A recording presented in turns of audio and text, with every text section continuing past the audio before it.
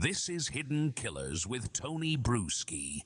So what if the person who killed your spouse walked free and you got locked up instead? That's the real life nightmare that Gilbert King takes us into with Bone Valley, and even more in Bone Valley Season 2, a true crime podcast that unpacks the story of Leo Schofield, who's been in prison for over 3 decades for the 1987 murder of his wife, Michelle, a crime he says he didn't commit. The twist? There's a guy with a criminal record and a confession whose fingerprints were found on the victim's car, and yet somehow it's still Leo doing the time. Gilbert King, Pulitzer Prize-winning author and the man who cracked this case wide open, is joining us today to walk us through the unbelievable story here that's equal part tragedy, investigation, and justice system breakdown. Gilbert, welcome to the program. You've covered a lot of injustices in your career, but when a judge personally reached out to you and said, there's an innocent man over here in prison, that's not exactly an everyday email. I mean, what was it about this case beyond the jaw-dropping details that made you say, yeah, I want to look into this. I need to tell this story? You know, the very first thing, and thanks for having me, Tony. This course, is really exciting for me. I think the very first thing is when that judge, gave me that card and so he wrote on the back, it said, Leo Schofield, not just wrongfully convicted, he's an innocent man. When I saw that, I was like, God, a judge is not supposed to be doing that. There's codes of ethics that they're supposed to maintain. And he's basically saying that, a guy was framed. And he's in a Florida prison, and he can't live with it. And it's kind of like a whistleblower in effect.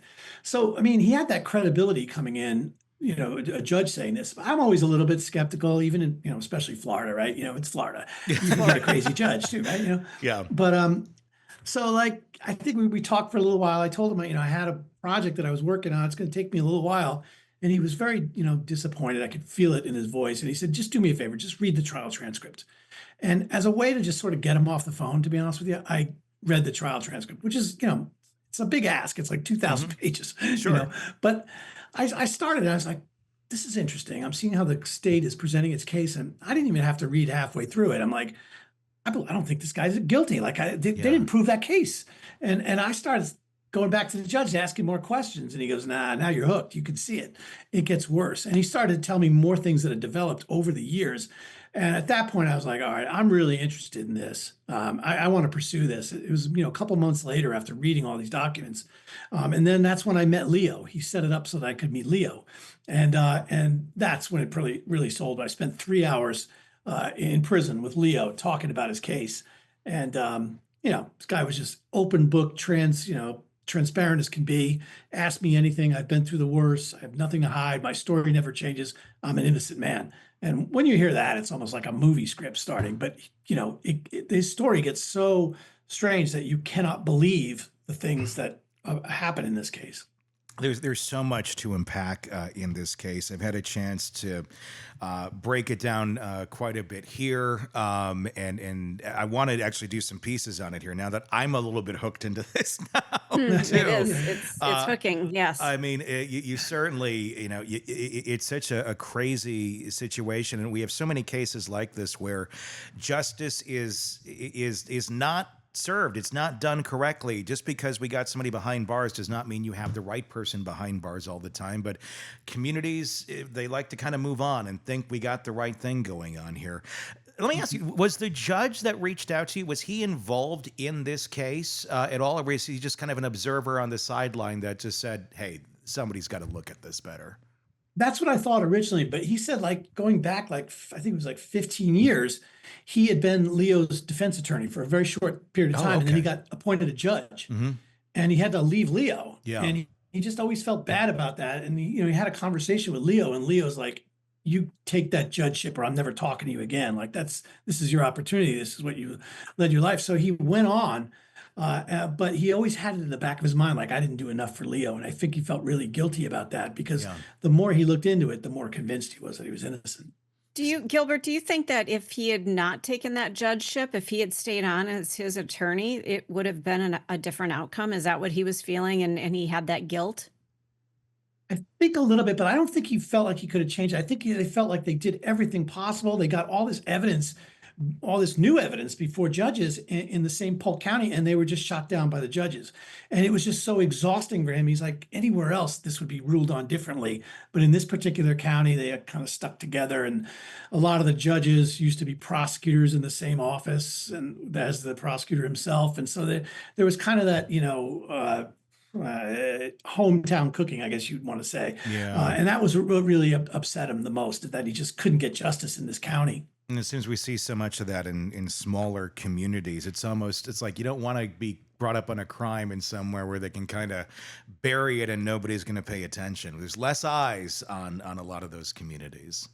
Oh, that's exactly what happened in this case. It was really it wasn't a spectacular big case. It was just sort of seen as an open and shut case because they didn't have all the evidence and, a lot of twists and turns along the way. But, it wasn't really covered like it was a big trial. It seemed like almost like a slam dunk at the time. And I think you find a lot of wrongful conviction cases like that with the way they're covered in local media. The prosecution has the voice. So go ahead, Stace. Gilbert, you uncovered some things here. You changed the course of this man's life. Was there any pushback for you personally to keep your nose out of it? Not anything like that's threatening to me. I mean, the state will say things like, "Oh, it's a very entertaining story, but the writer got fooled by this convicted murderer." I'm like, I spent 6 years on this thing. I would have found out if I would have been fooled. It's just a ridiculous argument. So that's the only kind of pushback I get. Or the other thing is like, we don't try our cases in public opinion. We try them in the court where there's integrity. I'm like, there's not actually more integrity in the courtrooms. A lot of times evidence is not allowed. Yeah. You miss deadlines. There's a lot of things. I don't necessarily see the truth coming out in court or with a verdict all the time.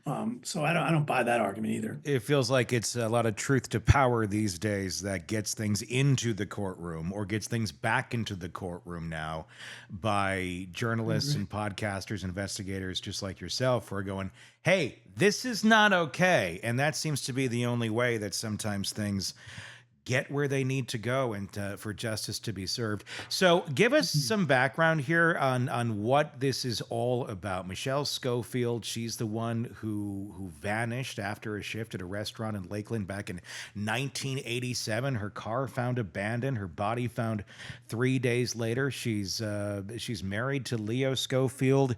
Before this even takes place, what kind of relationship was going on there? Was there any reason for people to think there was red flags, or was this just, nobody really knew him very much and then she's dead, so immediately everybody goes to the husband? It's interesting how it started because Leo from the start is the one calling police constantly. My wife I can't find her. And they're saying, well, you can't report her missing because she's 18 years old now. And if we see her, well, we can only put out a BOLO report, but we can't treat it like a missing person and start this big search. And so Leo and his friends put together this search party, and this goes on for days. And Leo's at the forefront of it. And he's the one who's bothering the police all the time. So they kind of don't think he's the suspect. But then when they eventually find the body after 3 days, they start canvassing the neighborhood. And there's a witness across the street from Leo who says that they fought all the time. And on the night that Michelle disappeared, she saw Leo carrying something heavy that looked like a body and putting it into the back of the car and driving off. And she said it happened between 2:30 and 3 in the morning. And she was sure of that. The only problem is Leo was across town in the company of witnesses at 2:30 and 3 a.m., including Michelle's father, while she was searching for him. And also he went to the police again. So he was accounted for at 2:30 and 3. So now you see the prosecutor come in and start to move the timeline a little bit with the witness. Like maybe it was like 1:30 that you saw this. And it just gets massaged a lot by a very aggressive prosecutor and a very inept defense attorney, which we've all seen before. Yeah. And so Leo's convicted and sentenced to life in prison, but he's always maintained his innocence. That's so this witness this neighbor who saw this man with this body, I'm assuming she kind of went to basically assumption mode and thought, oh, that's Leo taking the body. I mean, what do we know about the witness? Is this legit of what she saw? Like, did she see this? She just didn't really know the context of what she was seeing? Come to find out that she had some problems with some mental health issues, and she was institutionalized and with Okay. delusions. So Wow. she wasn't a great witness, to be Yeah. honest with you. And she's changed her story multiple times over the years. But what I was able to figure out by really studying the transcript and then talking to people is that she did see Leo carrying something heavy, but it was most likely an amplifier for his heavy metal band. And it was a week or two before Michelle went missing. And the reason we know this is that Alice Scott's the name of the witness, her sister-in-law lived right next door. And she told police, yes, I was with my sister-in-law right in the driveway. We saw this together. And we saw him carry, and we kind of laughed about it. And that, what's Leo doing? What's he carrying to the truck? Like that kind of joke about it, which doesn't really fit because, first of all, Linda, the sister-in-law, said that, well, I didn't work that night. So I didn't come home late that night to see that. That I saw the same thing Alice saw, but I saw it a week or two earlier. It wasn't the night Michelle disappeared. But Alice just sort of went with this story and decided to say it was that night. And then she said, I can't remember dates. She got very confused about it. But by that time, I think the prosecutor sort of already sealed his case with a lot of the bad character evidence that he opened the case with. And the defense attorney didn't do much to sort of set that clear that like Michelle was alive at the time that Leo, was carrying something out heavy. And so it just became this one-star witness who carried the day for the prosecutor. And the defense just like didn't do any preparation, didn't do any depositions, didn't do any investigation. So it was just a really bad time for Leo. He just got killed in the trial. And this It feels like reasonable doubt. You've got somebody whose story keeps changing. Have you talked to anybody on the jury at all? Yeah, I talked because it's Florida, right? And in the 1980s, most of the jury members were retired. So by the time we tried to reach them, they were mostly passed away. But we did find one woman who was 22 at the time, and she talked to us, and she basically said the quiet part out loud. She said, oh, I didn't think he was guilty, but I just went along with everybody else. Like she felt like the kid in the room. Right. But then when it came time for the death sentence, they all wanted to kill him. And she said, no, I don't want. And because of her age, I think they kind of said, all right, we'll just give him life in prison. And she said, I probably saved that guy's life, Gosh. So it was a Literally, a strange interview. How do we go from Leo has an alibi, including her father, the father of the victim, saying, yes, he was with us that night, to being tried for murder on the testimony of a person with mental health issues who is a kind of sketchy witness? I mean, where is the trigger here? I mean, I know it can go pretty quick in some of these police departments in small towns where there's not a lot of experience and they want to close the case and look like heroes, but walk me through that. Well, I'll just tell you, this is one of those cases, and they're all different. And I look at them, differently. When I investigate, I didn't really see a lot of wrongdoing by the police. I mean, there was moments of incompetence, sure, but they did their job. I mean, one of the things that by Alice Scott seeing Leo, carrying something heavy to the car, we know that Michelle was found 3 days later, stabbed 26 times. So it's presumed that she was stabbed inside the trailer. That's where she heard the fight happening. But there was no blood in the trailer, like not a single drop of blood was found. And so basically what it came down to, I think, was a really aggressive and effective prosecutor steamrolling an old-time country lawyer who didn't really understand science that well, couldn't remember names. It was just really inept in every way. It was just a matter of a prosecutor just really putting a beating on a defense attorney. There was nothing that the police really did wrong or unethical. I really made that very clear in my investigation. They had some moments where they should have probably seen a few things that would have really helped them a lot. But this was a case where just the prosecutor just made his case a circumstantial case. There's no physical evidence tying Leo to the crime. There's some weird things that happen in the trial. One of the things I think was one of the biggest things that hurt Leo was that on the third day of searching, they all break up. They found the car the night before, so they kind of knew how to trace it back to the last place she was seen. And the search party breaks up, and Leo's father ends up being the one that finds the body.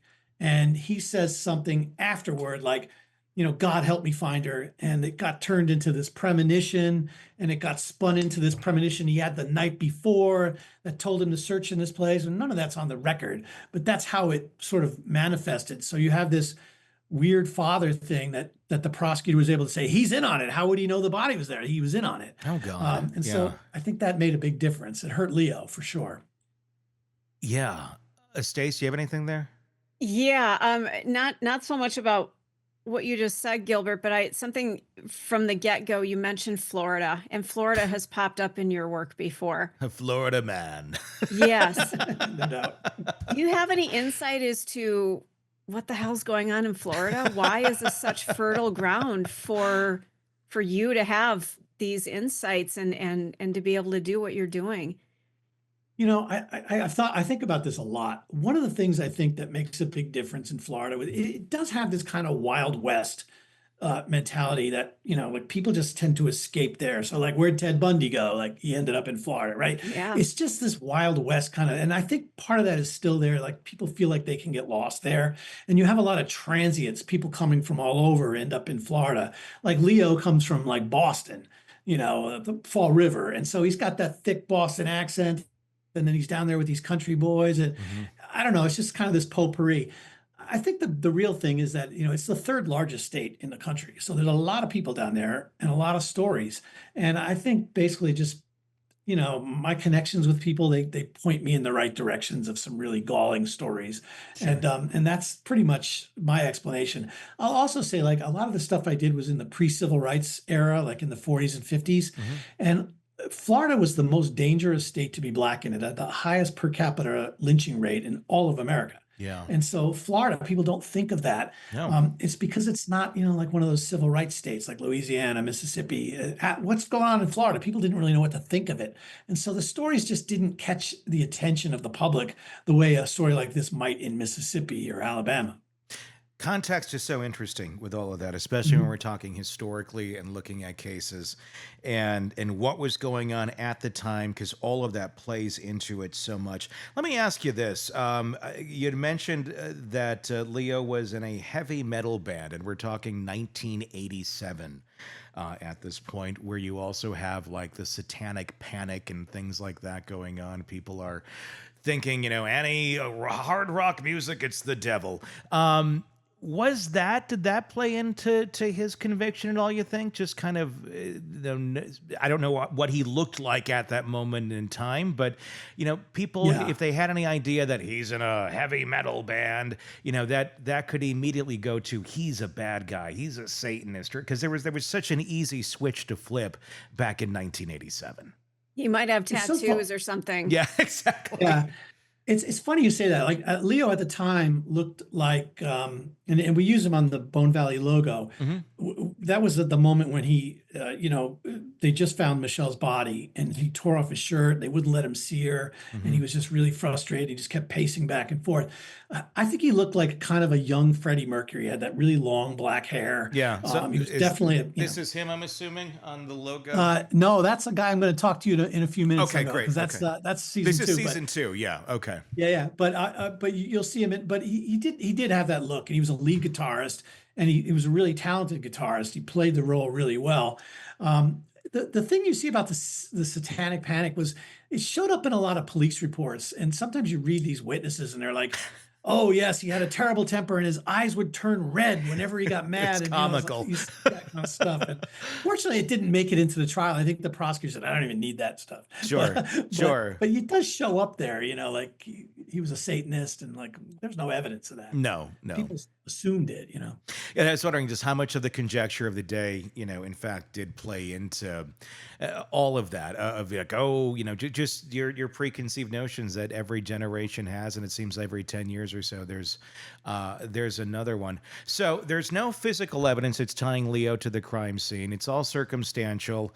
Obviously, if you have, at the end of the day in a courtroom, it is about who's telling the best story. It's not always necessarily about fact or truth, unfortunately. That's just kind of how it works.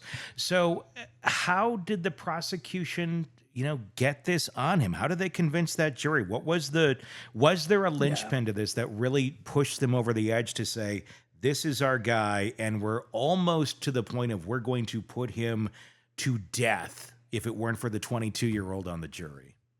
Yeah. It basically came down to this. The state opened their case with 21 bad character witnesses, and it was not objected to. So you had, a parade of witnesses going. He's got the worst temper I've ever seen. He punches doors. He does this. He does that.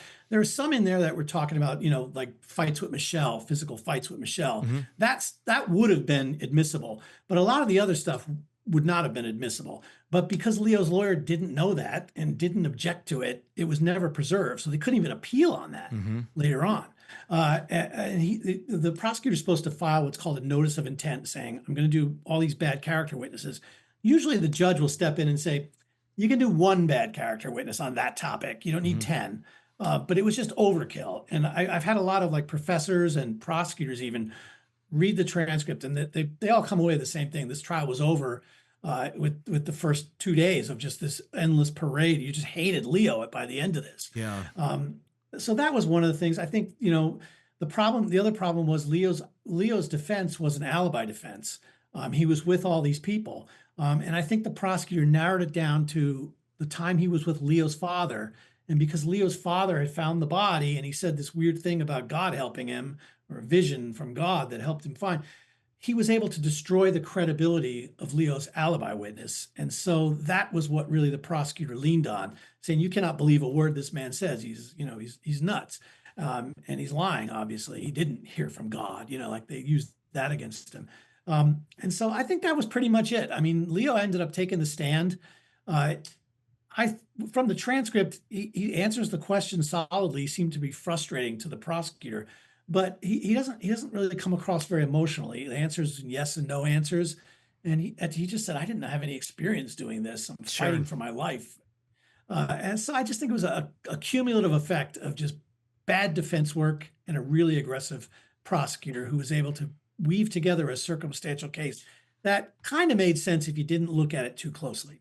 Yeah. I mean, you just kind of get out there, you do it. And if you can make it sound right and tight and it makes sense, you can convince a jury. And again, we're talking 1987 too. So it's a little easier, I think, to go down that road than obviously with what we have today in terms of technology and such. So so this is where it sits for such a long time. How long is he in prison before you end up kind of diving into this case? And was there anything else? Did anybody else dive into this in all of that time? Yeah. And this is the fascinating part of the story. So Leo goes to prison. He goes through his appeal, his direct appeal. He loses that. He's trying to settle into a life in prison. He's told by some older inmates, you got to make yourself useful in here. You dropped out of high school, go get your GED, maybe pursue some college degrees, which Leo does. He takes this seriously. He gets multiple college degrees. He becomes a pastor. But early in his prison, when he's in a few years, he gets assigned to be a teacher's aide to a social worker. And the social worker's name is Chrissy Carter. And she's this imagine she's like a 30-year-old, tall, blonde, social worker. And this is the hard part of the story to believe. They fall in love in the prison.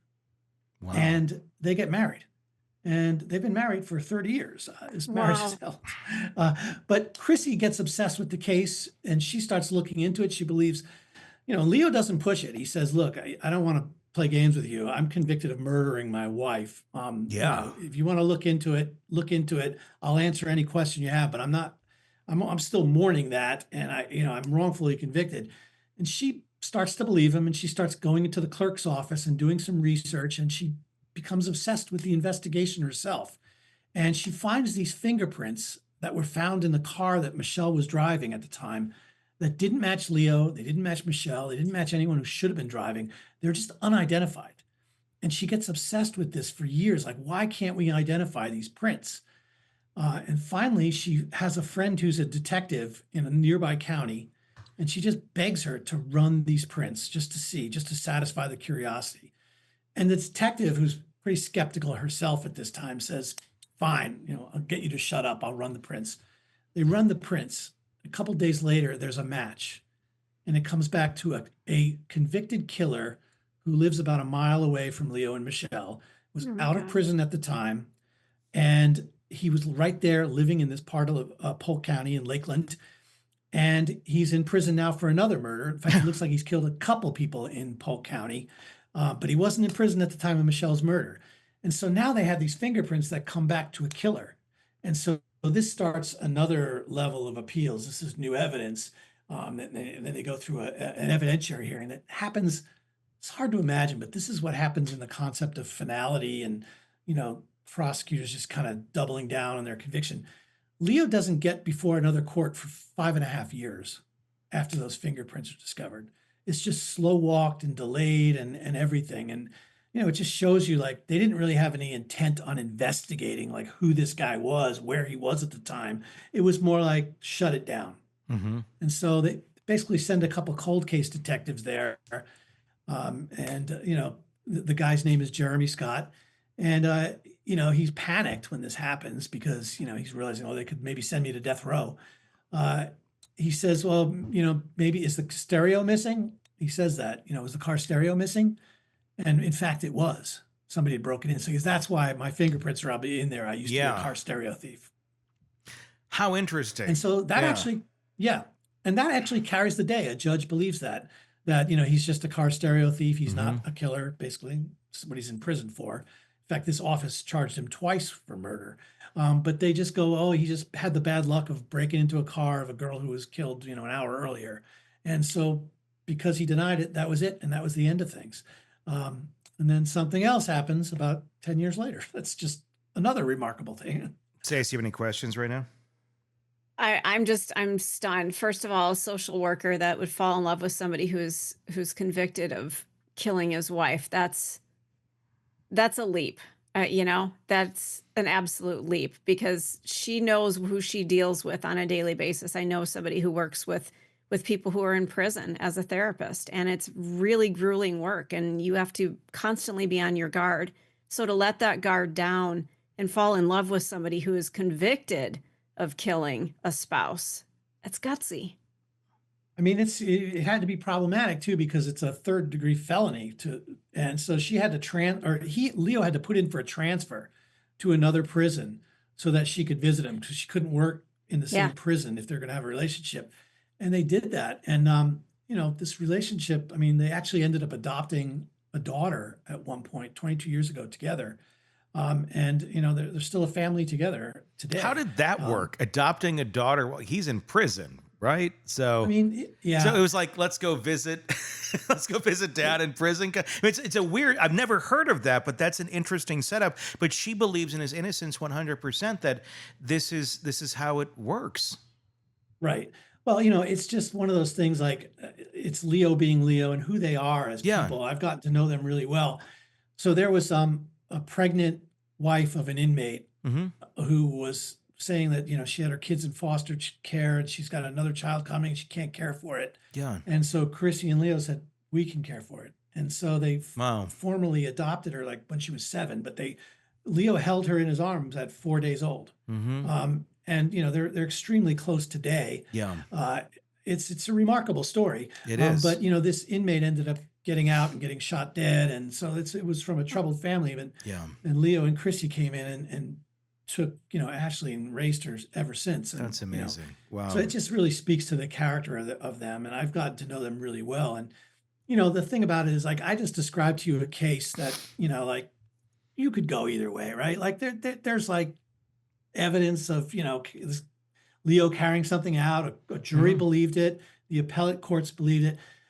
And I almost feel like that part of the story is like inconsequential because what happens after the fingerprints are discovered is that Jeremy Scott claims that the prosecutor told him in a closed door meeting with no witnesses, no police, and no tape recorder, stick to the story of the stereo theft. Say you did that and just stick with that story. I'll help you with your parole. And so Jeremy was like, okay, I've heard of state attorneys helping with parole. I'm going to do that. But then the prosecutor doesn't do anything. And then he passes away. Jeremy gets upset about this. Yeah.